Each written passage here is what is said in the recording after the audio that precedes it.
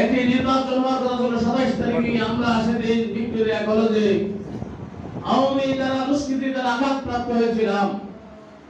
সেদিন রাতে আমি তখন সেকেন্ড ইয়ারের ছাত্র, আমার বয়স 18 বছর। এই 18 বছর আগে মায়ের খেয়ে তার বাড়িতে রাত 11টার সময় ভাত খেয়েছিলাম এবং 3-4 বাড়ি ঘুরেছিলাম, কেউ কিন্তু ভাতের কথা বলেন নাই।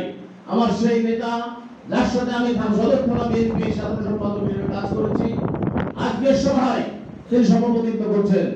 প্রধান অতিথি যিনি বীর মুক্তিযোদ্ধা, মা মানুষের সাথে রাজনীতি করে কুষ্টিয়ার মানুষের পাশে থেকে বারবার নির্বাচিত সংসদ সদস্য জনাব সুরাবউদ্দিন, উনি বাংলাদেশের এই বিএনপির ক্রান্তিকালে অনিলেবেলে যখন আমরা ঢাকায় জেলার পাশে কেউ নাই, 3-4-5 এমপি ছিল, সেদিন তার মধ্যে জনাব সুরাবউদ্দিনকে আমরা দেখেছি। অনিলেবেলে 2 ভাগে বিভক্ত হয়েছে। স্থায়ী কমিটি নিয়ে কারা কার সাথে থাকবে? মতিন চৌধুরী যখন অসুস্থ অবস্থায় আছে, সাইদুর রহমানকে জোর করে সই করানো হয়েছে।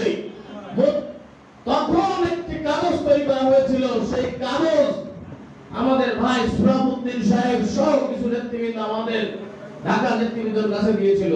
আমরা মতিন চৌধুরীর বাসায় গিয়ে সেদিন আমরা লড়াই থেকে গিয়েছিলাম। মতিন চৌধুরীর বাসা থেকে বেগম খালেদা জিয়ার পক্ষে আমরা সই করে দিয়েছিলাম।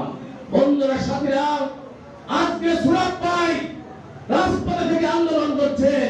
আমি বলতে চাই, লড়াইয়ে আজকে অনেকে রাজনীতি করেন, মুখে হাত দিয়ে বলেন বেগম খালেদা জিয়ার মুখের মুক্তির জন্য কে কে রাজপথে জীবন দিতে প্রস্তুত রয়েছে। যখন আমরা এই রাষ্ট্র, এই শেখ হাসিনার পতনের জন্য ওই রাজপথে ছিলাম, কয়জন ছিলেন? হাত তুলে করেন তো। কয়জন ছিলেন? কয়েকজন ছিলেন, সবাই ছিলেন না। আমি বলতে চাই, এই লড়াইয়ে আমরা বেগম খালেদা জিয়ার রাজনীতিতে আমরা দুর্বল সংগঠন ছিলাম, কিন্তু লড়াই যে বিএনপি বিগত 10 বছরে অনেক শক্তিশালী সংগঠনে পরিণত হয়েছে।